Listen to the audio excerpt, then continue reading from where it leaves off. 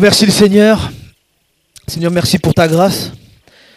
On veut vraiment, Seigneur, pouvoir maintenant, Seigneur, être attentif, Seigneur, à ta parole, être comme Marie qui s'est mise assise à tes pieds pour t'écouter.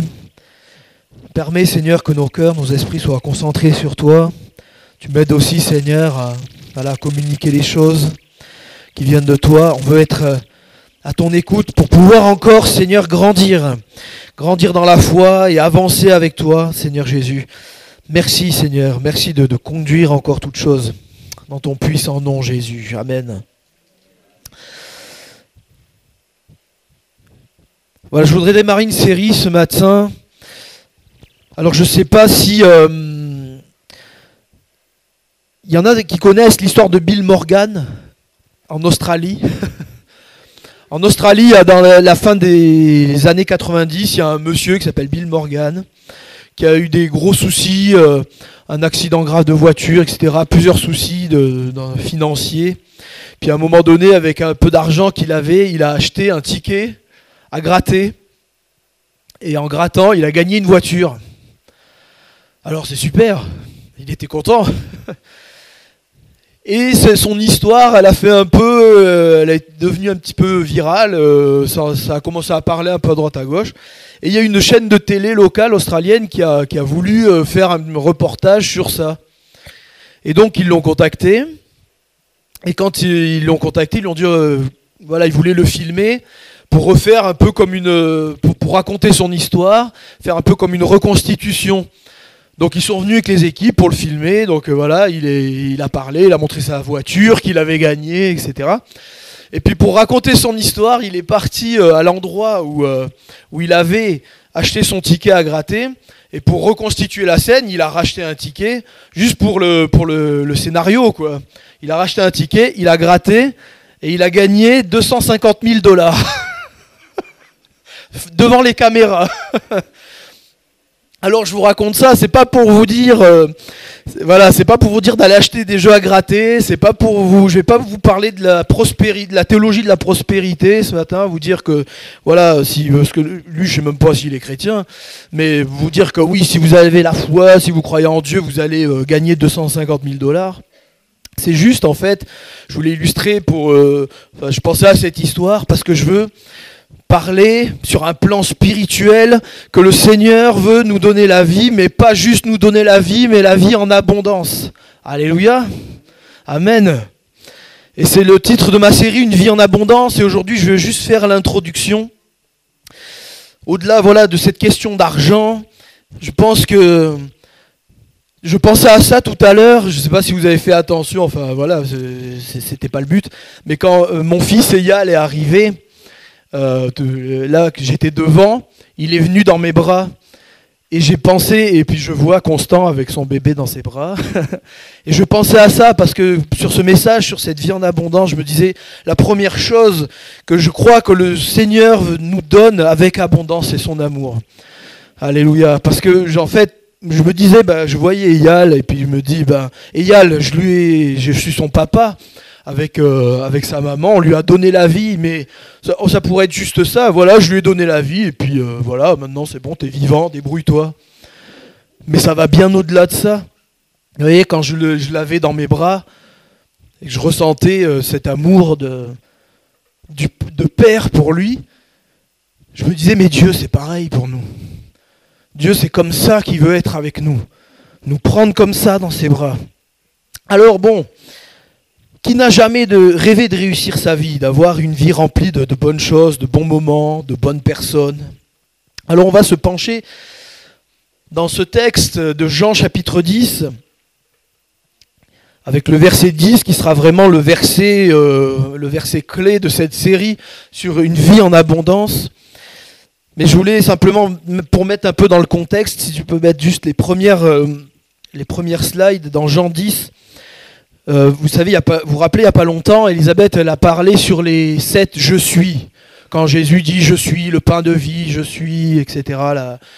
Je suis la lumière du monde. Et dans ce texte de Jean 10, il y a 2 des « je suis » sur les 7, qui sont, où Jésus va dire « je suis la porte ».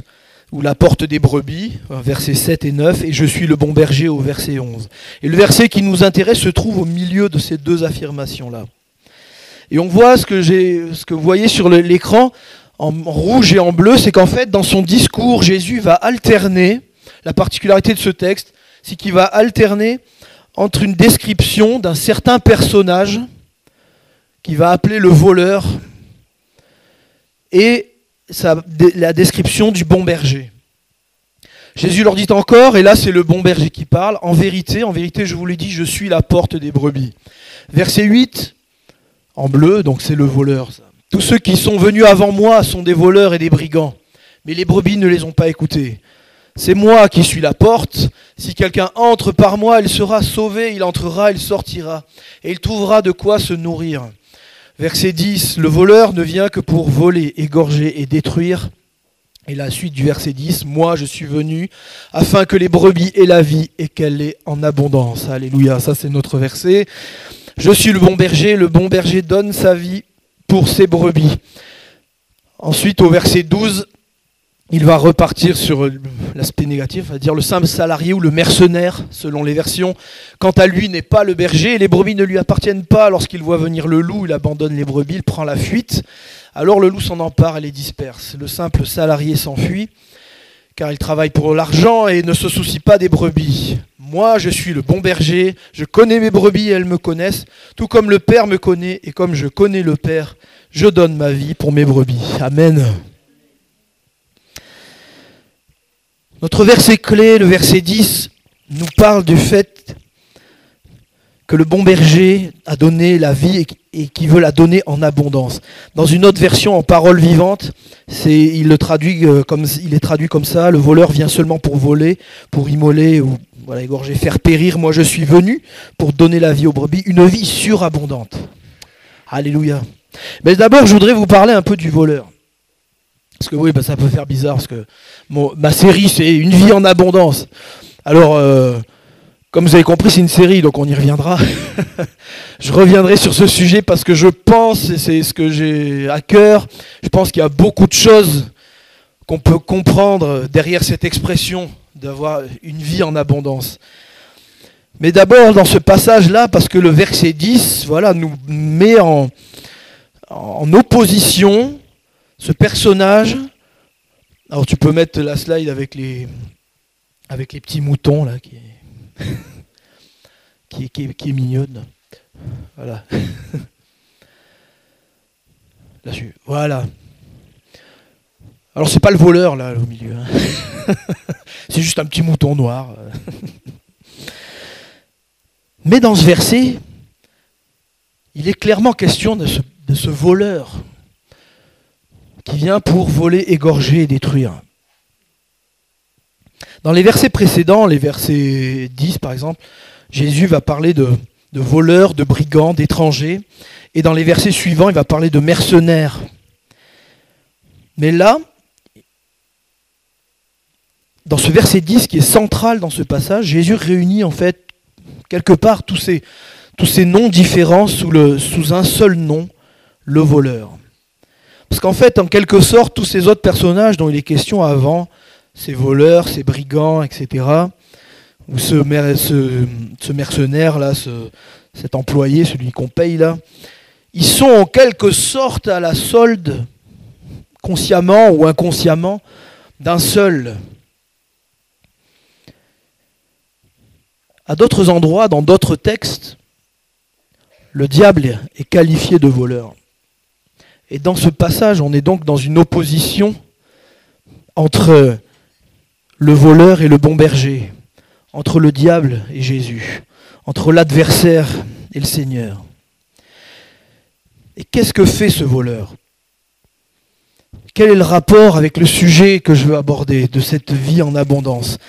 Eh bien, le rapport qui est là, c'est que si Jésus, lui, vient nous dit qu'il est le bon berger, qu'il est la porte par laquelle les brebis entrent, qu'il est celui qui veut prendre soin et qui veut donner une vie avec abondance, et bien le diable, lui, veut tout le contraire. Lui, il veut l'inverse dans nos vies. Et il faut le savoir. Il faut y être attentif, il faut être attentif à ça parce que le diable est appelé le malin. Il est décrit comme étant rusé, usant de stratagèmes pour nous dévier, pour détruire nos vies. Et il faut y être attentif et il faut en parler. C'est important parce qu'il faut qu'on ait les yeux ouverts sur cette réalité. On le dit souvent et on le répète, la vie chrétienne, c'est pas un long fleuve tranquille, c'est pas le paradis des bisounours, c'est pas le monde tout beau, tout rose. Depuis septembre que je suis là, vous savez, je l'ai dit à plusieurs reprises, il y a un combat qui est en cours. Il y a un combat, il y a une guerre spirituelle et le diable, lui, il n'est pas... Voilà, il est pas en vacances, il n'est pas en train de se tourner les pouces. Hein. Il est le voleur. Alors, d'abord, le voleur vient pour voler. Alors, pas voler dans les airs comme un oiseau, hein, vous avez compris. Alors, ça fait un peu pléonasme de dire ça. Hein. Le voleur vient pour voler. Bon, c'est comme monter en haut, descendre en bas. Le voleur vient pour voler, mais c'est écrit comme ça. Et si c'est écrit comme ça, c'est que c'est important. Voler, c'est prendre ce qui appartient à quelqu'un contre son gré ou à son insu. Et aujourd'hui, vous allez entendre ce message de l'évangile. Et il y a plein de choses, je vais dire. Je pense qu'ici, la plupart d'entre vous connaissent ce que je vais dire, mais c'est pas grave. Je vais le dire quand même. Et il y a aussi les jeunes qui sont là. Écoutez bien ce message aussi. Il est pour chacun, le message de l'évangile, il est pour chacun d'entre nous. Et ce message de l'évangile, c'est un cadeau qui nous est fait. Amen. La parole de Dieu, c'est un cadeau que Dieu nous fait. Le message de l'évangile, c'est le plus beau des messages qui a été donné. C'est le message de l'amour de Dieu pour nous. Ce que je disais au début, c'est cet amour que Dieu a manifesté envers nous pour tous les êtres humains. C'est ce message qui nous parle du don de Jésus, du don de son Fils Jésus, qui a payé le prix de notre péché à notre place à la croix. Alléluia. Ce message pour lequel notre sœur s'est engagée, qu'elle a reçu dans son cœur, qui a touché son cœur, sa vie, au travers de la personne de Jésus. Ce message qui nous parle d'un Dieu qui nous aime et qui cherche, qui veut être en relation avec nous, en communion avec nous. Amen. Un Dieu qui veut prendre soin de nous, conduire nos vies dans des plans merveilleux. Mais ce message, ces choses-là, peuvent être volées. Et l'adversaire veut vous voler tout ça. Et pour accomplir ça, il y a une méthode assez simple. Il suffit, par exemple, que vous en ayez rien à faire de ce message. Voilà. Si quelqu'un ici, je parle de Jésus, de l'amour de Dieu, et que dans votre cœur, dans ton cœur, tu te dis, ça ne m'intéresse pas, moi je suis au-dessus de tout ça, le diable viendra voler ce message. Jésus en parle dans une parabole sur les 4 terrains. Le premier terrain, il est question de graines qui tombent le long du chemin. Et le chemin est dur. Hein. Le chemin, c'est là où les gens passent et marchent. Et le chemin est dur, les graines ne rentrent pas. Et il nous est dit que les oiseaux viennent et mangent la semence, ils l'emportent. Et Jésus, quand il va donner son explication, va le dire. Il va dire, c'est la parole qui tombe dans un cœur dur, fermé. Et le diable vient et il vole cette parole. Le diable cherche à nous voler beaucoup de choses. L'adversaire vient aussi voler les enfants de Dieu. Il cherche à voler. Ah bon ? C'est vrai ? Non, pourtant, on est les enfants de Dieu. Hein. Ah si. Hein. Pourtant, le diable, lui, il cherche à vous voler. Il cherche à vous voler tout un tas de choses. Il cherche à vous voler votre temps, par exemple. Ah, le temps. Aujourd'hui, c'est le grand truc de tout le monde, hein, trouver du temps. Mais ce temps que le Seigneur veut que nous pouvons passer avec lui, ou justement, dans ces temps-là où Dieu veut être ce bon berger, celui qui va nous bénir, celui qui va nous faire grandir, déposer des choses dans nos cœurs, ben ce temps, s'il nous est volé, eh ben les choses ne peuvent pas se produire. Et on se fait voler notre temps si facilement. Et moi le premier. Hein. Moi je suis pas en train de vous dire ça, en train de vous dire faites comme moi. Voilà, non, faites pas comme moi. Moi vous savez, voilà, hein, je suis comme tout le monde et le temps, je me fais tellement voler. Notre paix. Le diable veut nous voler notre paix. Notre joie.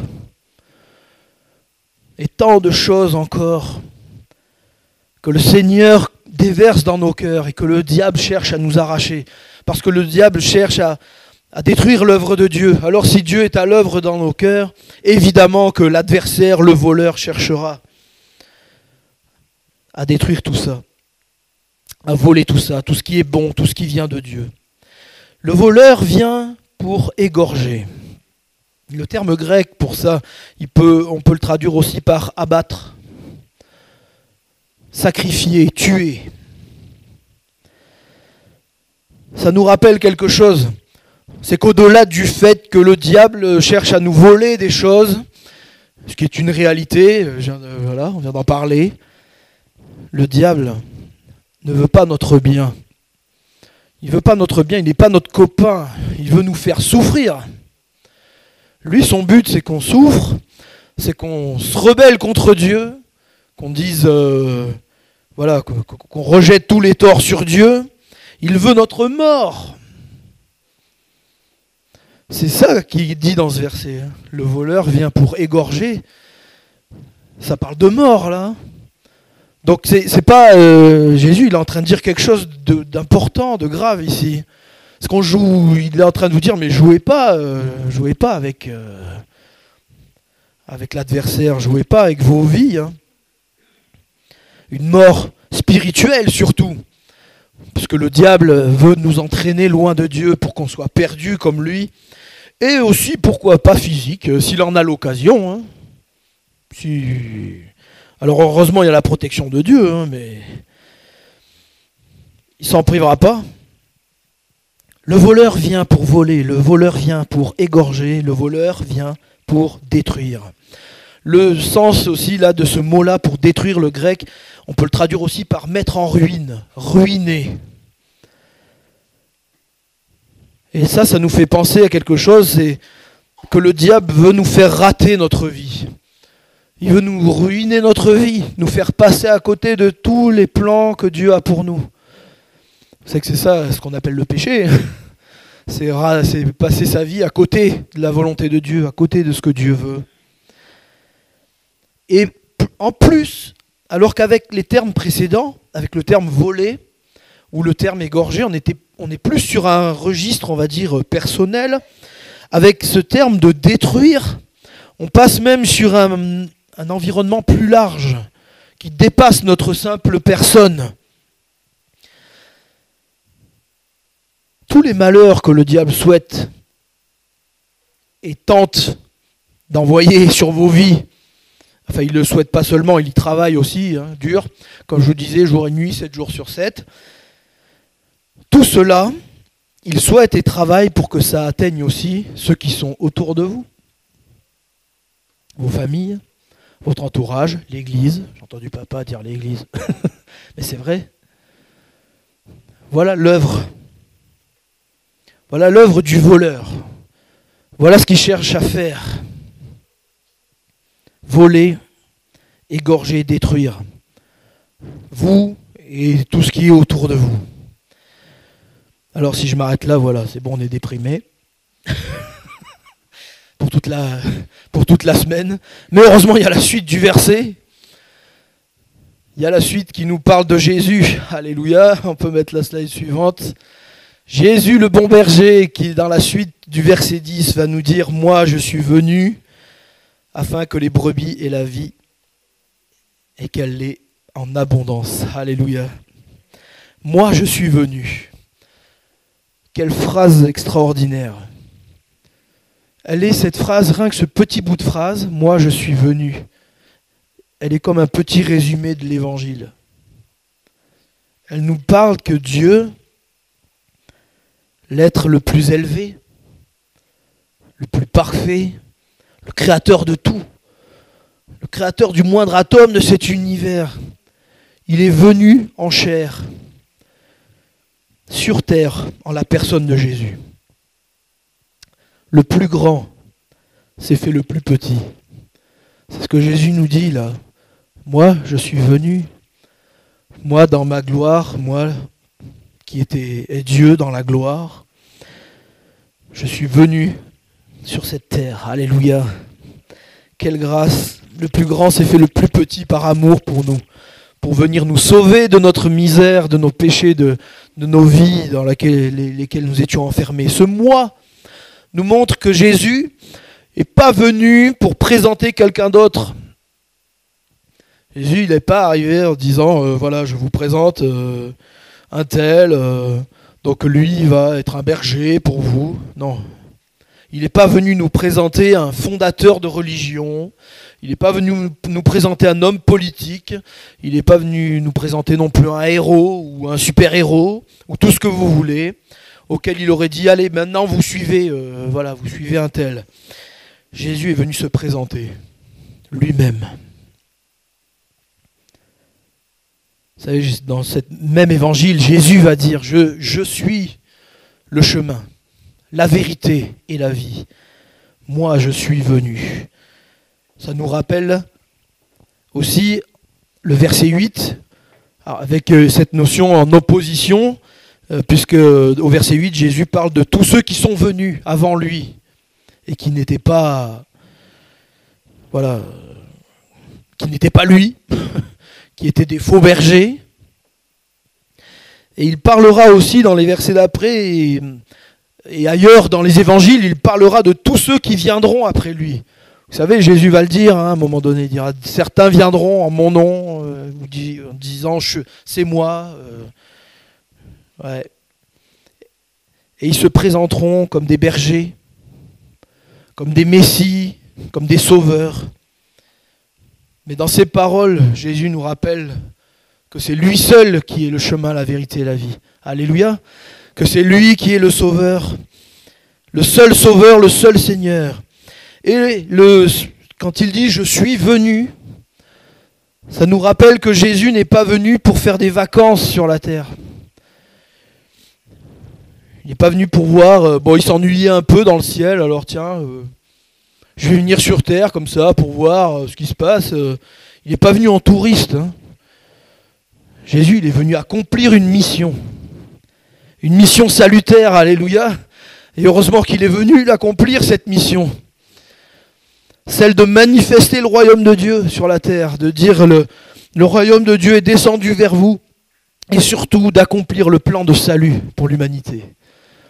Venir donner sa vie, venir déchirer le voile qui nous sépare de Dieu pour qu'on puisse entrer dans la présence de Dieu en étant pardonné de nos péchés par le Seigneur. Alléluia. J'ai complètement oublié de dire à Rachel, de demander, est-ce qu'en quelques secondes, tu arriverais à aller sur YouTube ? Parce que il y avait une petite vidéo que je voulais vous montrer pour illustrer un peu ça. Mais c'est pas grave, je vais continuer pendant que tu la cherches. La vidéo s'appelle « Le métier de berger », tout simplement. C'est une vidéo qui dure 2 minutes à peu près. La suite du verset nous dit, donc Jésus dit, moi je suis venu, pourquoi ? Afin que les brebis aient la vie. Il est question de brebis là. Alors ça arrive régulièrement avec le Seigneur dans ses discours, dans ses paraboles. C'est ce qu'on appelle une métaphore agricole. Donc Jésus emploie souvent cette image et nous sommes, nous ses disciples, ceux qui croyons en Jésus, qui le suivons, nous sommes comparés à des brebis. Alors bon, c'est pas forcément très flatteur quand on y pense aujourd'hui, mais c'est quand même assez juste, je pense. finalement, quand on y réfléchit un peu, c'est pas forcément si mal trouvé. C'est l'être humain, voilà, il peut avoir cette tendance un peu. On le voit dans différentes circonstances. Vous savez, la caractéristique, vous connaissez l'histoire des moutons de Panurge. L'histoire le mouton, il passe par-dessus bord, alors tous les moutons passent par-dessus bord. On peut avoir cette tendance-là, nous les êtres humains, d'être très, voilà, à suivre les idées de la masse, à suivre les idées du monde. Mais la première chose que je veux vous dire, ne vous sentez pas insulté. Quand Jésus prend cette image, il ne fait absolument pas cette comparaison de manière péjorative. Il n'est pas en train de nous dénigrer en disant que nous serions de stupides moutons sans cervelle. Bien au contraire. À de multiples reprises, Jésus va exprimer, il va parler de la valeur que représentent les brebis pour un berger. Dans un métier de berger, les moutons, c'est le gagne-pain du berger.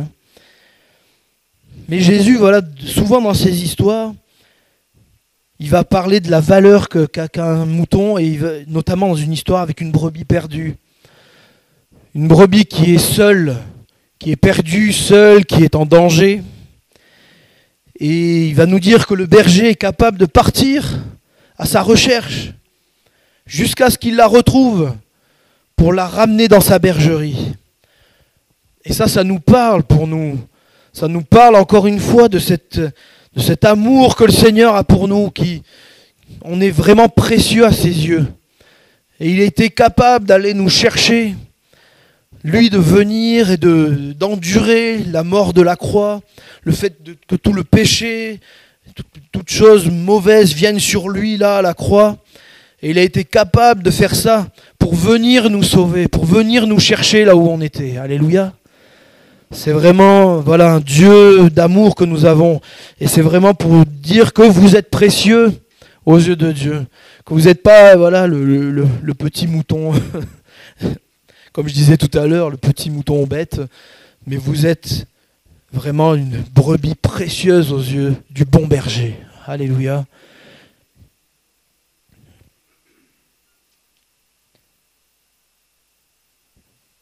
Jésus a dit donc, afin que les brebis aient la vie.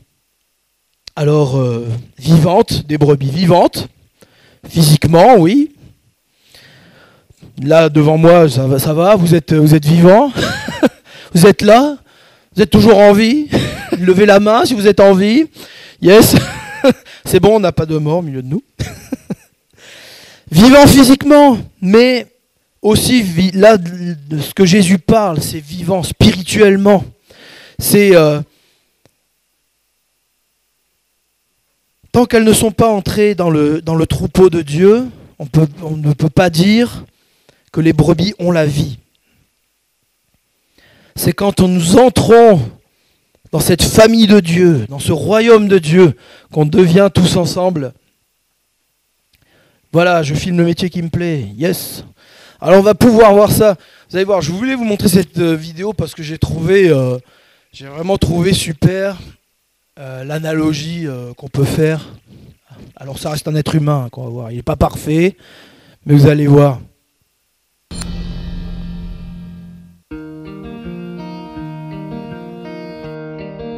Je crois qu'il ne faut pas compter son temps parce que c'est un métier qui demande beaucoup de temps.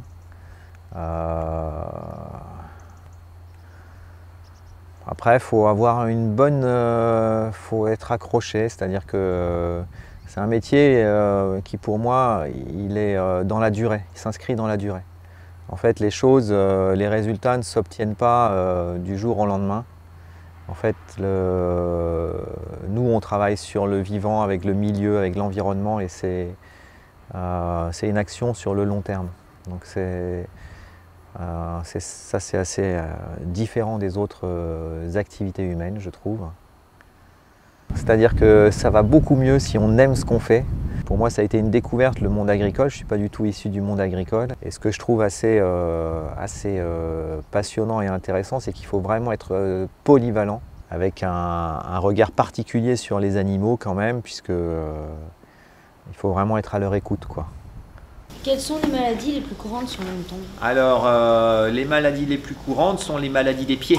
En fait, les moutons sont tout le temps pieds nus et sur leurs sabots, et ils sont tout le temps dans des milieux un petit peu humides, et ils sont sensibles à des bactéries qui s'installent, une bactérie qui s'installe dans le sabot qui s'appelle le piétin. Et du coup, je regarde ensuite qu'est-ce qu'elle a au niveau des pieds. Donc effectivement ici, tu vois, c'est un abcès. Elle a mal aux pieds en fait, et je vais lui mettre donc de l'argile en fait à cet endroit-là. Et voilà, un peu de pâte pour la soigner. Et ensuite donc, on va mettre notre cataplasme d'argile qu'on achète par sac de 25 kg, qui va servir aussi à soigner les agneaux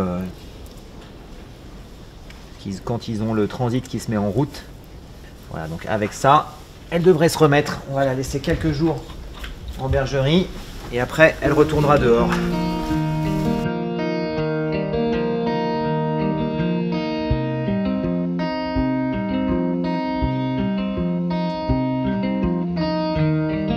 C'est important d'aller avec eux au champ le matin pour voir dans quel état d'esprit elles y vont, les rentrer le soir pour voir comment elles rentrent en bergerie.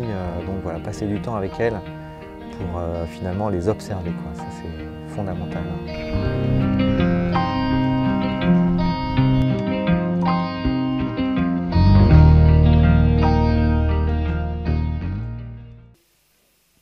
Voilà. Revenons-en à nos moutons. Comme on dit. C'est le cas de le dire. Hein. Je vais vous parler du fait que voilà l'importance de cette vie, pas seulement de la vie physique, parce que la vie physique à un moment donné prend fin, mais quand Jésus dit quelle est la vie, de quelle vie il est question, puisque comme je disais, les brebis sont déjà vivantes. Et cette vie bien sûr dont il est question, c'est le fait que Jésus nous a ramenés de la mort à la vie, spirituellement parlant. Il nous a ramenés de l'état où nous étions séparés de Dieu, condamnés, à une vie nouvelle, à la vie grâce à son sacrifice pour nous à la croix. Alléluia. Quand on a accepté de faire de lui notre berger, que nous sommes entrés dans ce troupeau, cette famille de Dieu, nous avons obtenu la vie véritable, celle qui continue jusque dans l'éternité. Mais cette vie-là, cette vie que Jésus nous a donnée au travers de son sacrifice à la croix, c'est le début. Cette vie-là, c'est le commencement. D'accord ? Parce que la suite du verset nous dit que oui, il est venu pour que les brebis aient la vie, mais en plus pour qu'elles aient une vie en abondance. Ah là là, une vie en abondance. Qu'est-ce que ça peut bien être ? Parce que être vivant, c'est déjà bien, non ? C'est déjà pas mal. Hein. Être vivant. Mais le Seigneur, il ne nous a pas sauvés, pardonné nos péchés, juste pour qu'on réussisse bien notre petite vie sur la terre. Vous savez ça ? Parce que cette vie que Jésus nous donne, c'est bien plus que la vie terrestre. C'est bien cette notion de vie en abondance, hein. Ça a l'air bien.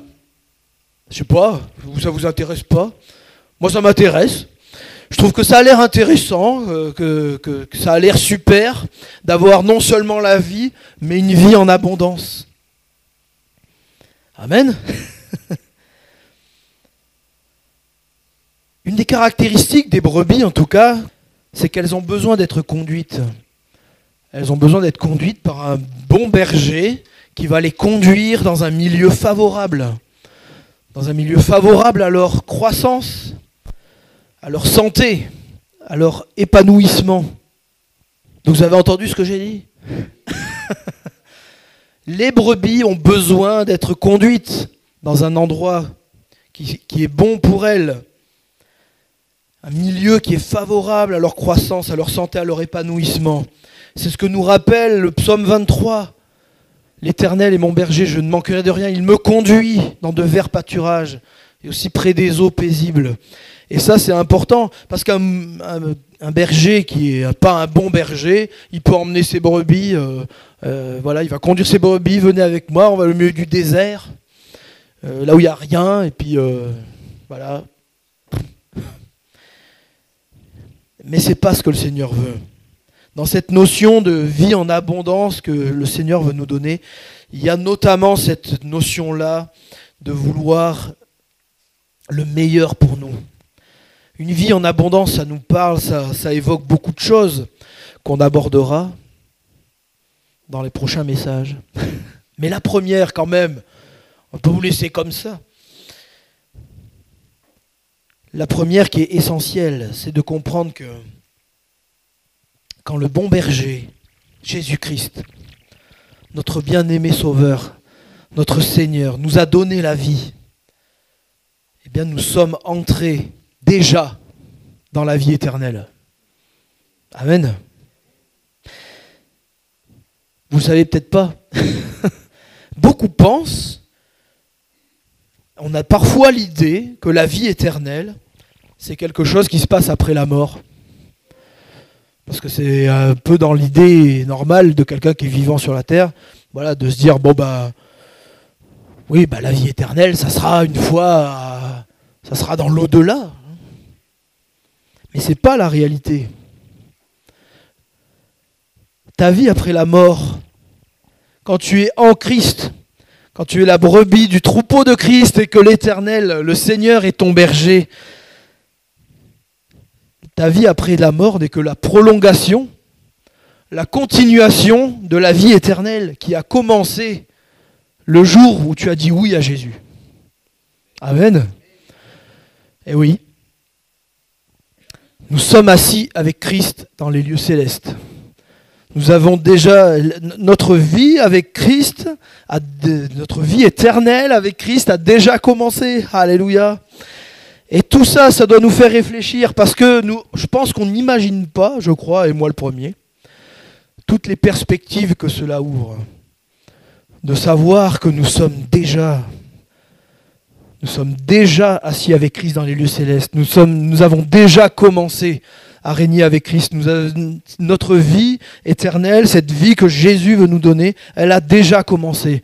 Et elle implique beaucoup de choses, et notamment cette vie en abondance, sur laquelle on reviendra, parce qu'il faut quand même laisser du suspense pour les prochaines fois. Et je termine en rappelant simplement ce qu'on a vu ensemble, qu'il nous faut être attentifs, parce que le voleur est là. Le voleur est là et il rôde autour de nous, essayant de voler ce que le Seigneur a placé dans nos vies, essayant de tuer la vie que Dieu a mis en nous, même de nous tuer parfois en s'attaquant à nos vies, à notre santé, à plein de choses, qu'il est celui qui veut détruire non seulement nous, mais aussi ceux qui sont autour de nous, qui veut ruiner notre vie. Ne soyons pas... Tu peux venir. Et on va reprendre après, je vais prier, je vais faire un appel aussi, parce que je veux qu'on puisse réaliser quelque chose à propos de ça.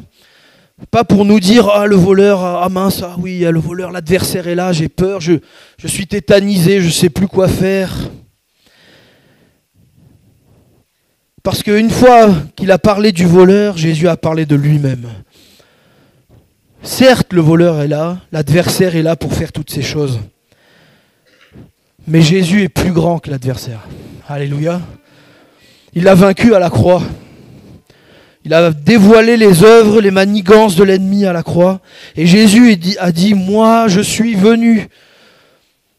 Oui, l'adversaire il est là, mais moi je suis venu. Moi je suis là. Moi j'ai accompli l'œuvre parfaite que le Père m'a envoyé faire pour vous donner la vie. Jésus est venu, il a donné la vie à ses brebis, dont il nous dit, pour qu'elles aient la vie, en abondance. Et c'est dans la foi chrétienne, il y a deux notions importantes. Il y a que j'ai un peu abordé avec cette question de la vie éternelle qui a commencé quand nous avons donné notre vie à Christ. Et cette notion, c'est le déjà et le pas encore. Le déjà, maintenant, et le pas encore. Et en fait, concernant notre salut, vous l'avez compris, on est dans le déjà, puisque nous sommes sauvés, alléluia. Si nous avons fait de Jésus notre sauveur, notre Seigneur, nous sommes sauvés. Nous sommes dans le déjà. Et il y a aussi le pas encore, qui est ce que nous verrons et vivrons quand nous serons pour toujours dans sa présence.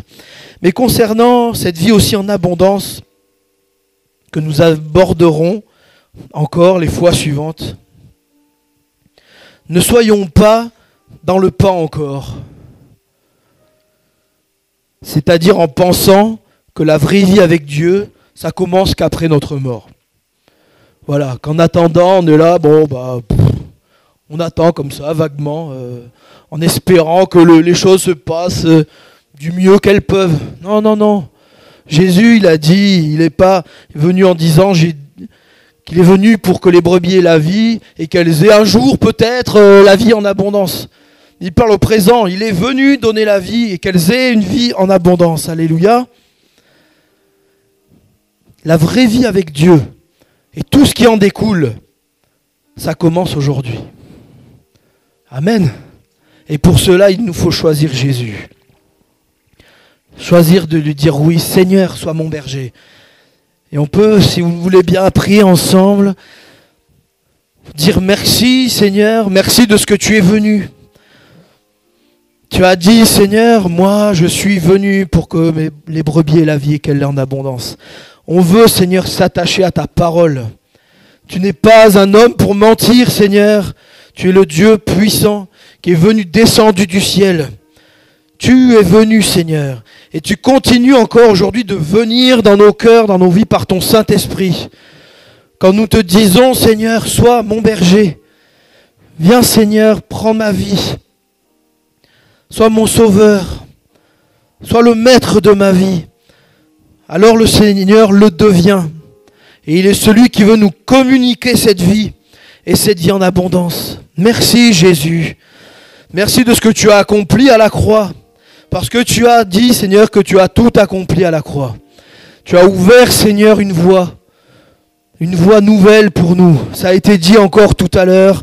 Les choses passées sont anciennes, toutes choses sont devenues nouvelles. Il y a des choses nouvelles qui sont là et qui sont déjà là, Seigneur. Alors permets-nous d'entrer, Seigneur, dans ces choses nouvelles que tu as pour nous, qui sont là maintenant pour nous aujourd'hui. Seigneur, fais-nous la grâce de comprendre que, oui, cette vie, elle a déjà commencé, que c'est pas pour plus tard toutes ces choses, mais que déjà maintenant, tu es le Dieu qui veut, Seigneur, répandre ta bénédiction dans nos vies. Non pas une bénédiction, comme je disais au tout début, de juste nous bénir financièrement, de nous permettre d'être d'être à l'aise dans nos finances. Si on peut l'être, tant mieux. Gloire à Dieu, gloire à toi, Seigneur. Mais bien au-delà de ça, Seigneur, c'est d'avoir une vie qui te soit agréable, une vie qui te serve, une vie qui bénisse ton nom et qui bénit ceux qui sont autour de nous. Et je veux prier, Seigneur, aussi pour ceux, Seigneur, qui peut-être, maintenant, dans ces temps, Seigneur, dans leur vie, ont plutôt l'impression que celui qui est le plus actif, c'est le voleur. Et je te prie, Seigneur, de répandre ta grâce. Et on va prendre encore, après ce chant, qui dit « Je suis plus esclave de la peur, je suis enfant de Dieu ». Seigneur, tu viens briser la peur, Seigneur. C'est vrai que l'adversaire est là. Mais tu nous as dit, Seigneur, que tu es celui qui a vaincu l'adversaire, qui a vaincu l'ennemi, on le croit et on le proclame encore. Merci parce que tu as, Seigneur, dévoilé les plans de l'ennemi. Merci parce que tu fais reculer, Seigneur. Tu nous as dit que si nous nous soumettions à toi, Seigneur, tu ferais reculer l'adversaire. Donne-nous, Seigneur, de nous attacher à toi, Seigneur Jésus.